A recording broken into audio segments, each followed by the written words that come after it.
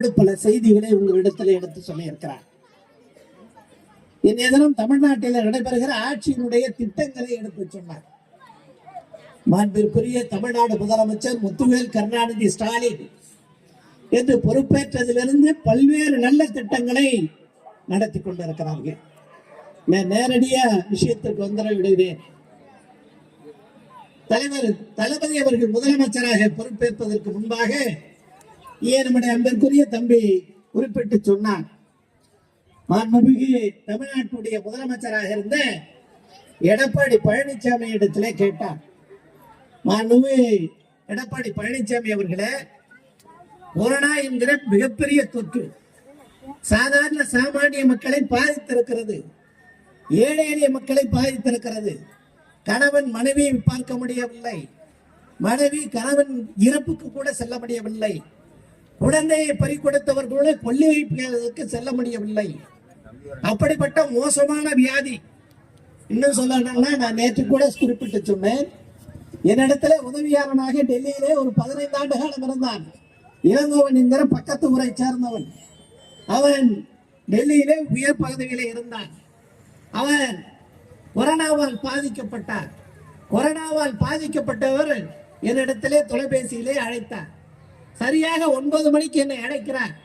9 மணிக்கு அழைத்து, ஐயா, எனக்கு மிகவும் மோசமாக இருக்கிறது, டெல்லியிலே சரியான மருத்துவம் கிடைக்கவில்லை. யாருடைய ஆட்சி காலத்தில்?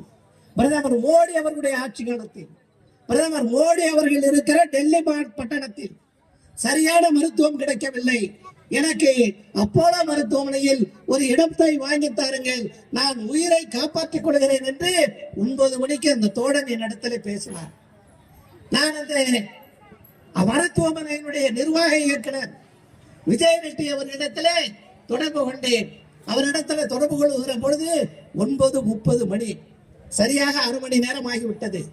நான் அவரிடத்திலே கேட்டவுடன் சொன்னார், இன்னும் ஒரு 10-15 நிமிடங்களில் நான் கேட்டு சொல்கிறேன் என்று சொன்னவர் 9:45 மணிக்கு என்னை மீண்டும் அழைத்தார். என் தம்பி விஜய் அவர்களே, நீங்கள் உங்களுடைய உதவியாளனை அப்போலோ மருத்துவமனைக்கு அனுப்புங்கள் என்று சொன்னார். நான் உடனடியாக அவருக்கு தொலைபேசியிலே தொடர்பு கொண்டேன்.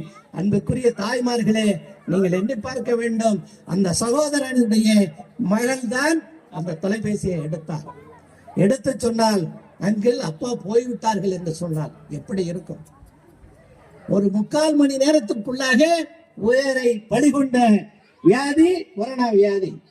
அப்படி கொரோனாவால் பாதிக்கப்பட்டிருக்கிற மக்களுக்கு நீங்கள் 5000 கொடுக்க வேண்டும் என்று மாண்புமிகு இன்றைய முதலமைச்சர் அன்றைய எதிர்கட்சி தலைவராக இருக்கிற பொழுது கேட்டார். கொடுத்தாரா பழனிசாமி? இல்ல, 1000 ரூபாய் கொடுத்தாரு. அதுவும் எப்ப கொடுத்தாரு? பொங்கல் வருகிற நேரத்தில் கொடுத்தார்.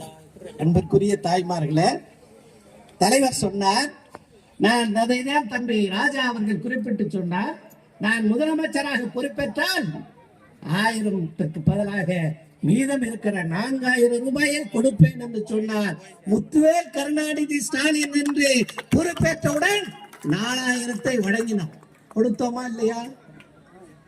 அது மட்டும் கொடுக்கல, 4000 பணத்தோடு மட்டுமல்ல. அன்பிற்குரிய பெரியோர்களே, தாய்மார்களே, ஏறத்தாழ ஒரு 14 பொருட்கள்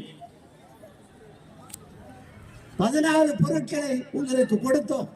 இல்லை என்று சொல்ல முடியுமா?